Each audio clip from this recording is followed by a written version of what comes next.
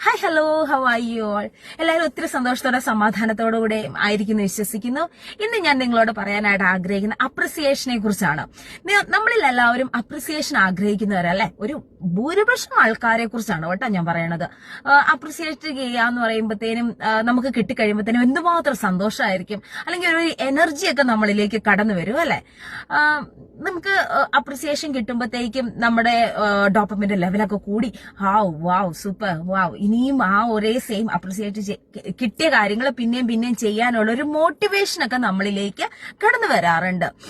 അതേസമയം നമ്മൾ എപ്പോഴും ശ്രദ്ധിക്കേണ്ട ഒരു വാക്കുകൊണ്ട് മറ്റുള്ളവരെ വിജയത്തിലേക്ക് ഉയർത്താനും അതുപോലെ താഴേക്ക് ഒറ്റയടിക്ക് താഴെക്കടയിലേക്ക് ഇടാനായിട്ടും നമ്മൾക്ക് സാധിക്കും. അപ്പം നമ്മൾ എങ്ങനെയുള്ള ഒരു വ്യക്തിയാണെന്ന് നമ്മൾ ചിന്തിക്കുക. നമ്മൾ ഒരാളെ മുകളിലേക്ക് കൂടുതൽ അവരെ വിജയത്തിലേക്ക് മോട്ടിവേറ്റ് ചെയ്യുന്ന ഒരു വ്യക്തിയാണോ, അതോ വാക്കുകൾ കൊണ്ട് മറ്റുള്ളവരെ ഒത്തിരി അടിച്ച് അമർത്തി അവരുടെ ആ ഒരു വിജയത്തിന് തടസ്സമായി നിൽക്കുന്ന ഒരു വ്യക്തിയാണോ എന്ന്, മറ്റുള്ളവരുടെ ഇടയിൽ പ്രകാശം പരത്തുന്ന ഒരു വ്യക്തികളാക്കി നമുക്ക് മാറാനായിട്ട് സാധിക്കുകയാണെങ്കിൽ അത് ഒത്തിരി നല്ല കാര്യമാണ്. ഇപ്പൊ എനിക്ക് ഓർമ്മ വരുന്നത് നമ്മുടെ ലോനപ്പന്റെ മാമോദിസ എന്ന മലയാളം സിനിമയുണ്ടല്ലോ, ഒരു പക്ഷെ മിക്കവാറും കണ്ടിട്ടുള്ള ഒരു സിനിമയായിരിക്കും.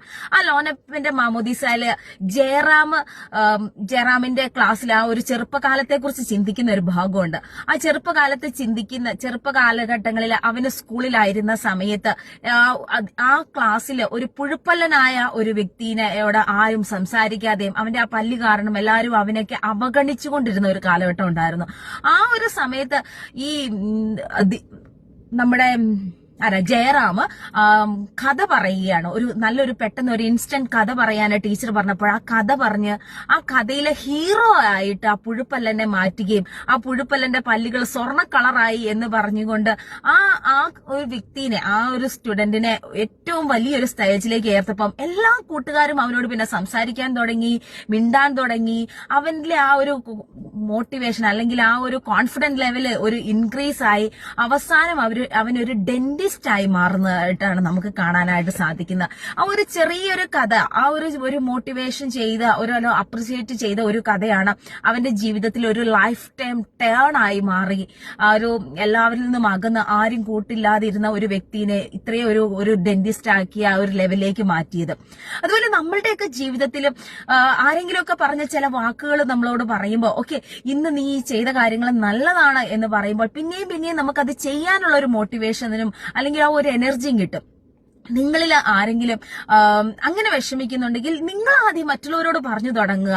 ഓക്കെ, നീ ഇന്ന് ഇട്ടിരിക്കുന്ന ഡ്രസ്സ് നല്ലതാണല്ലോ, അല്ലെങ്കിൽ നീ ഇന്ന് ചെയ്ത ഇന്ന കാര്യങ്ങൾ എനിക്ക് ഒത്തിരി സന്തോഷമായി കേട്ടോ, എനിക്ക് ഒത്തിരി ഹാപ്പിയായി, ഐ റിയലി അപ്രീഷിയേറ്റ് ദാറ്റ്.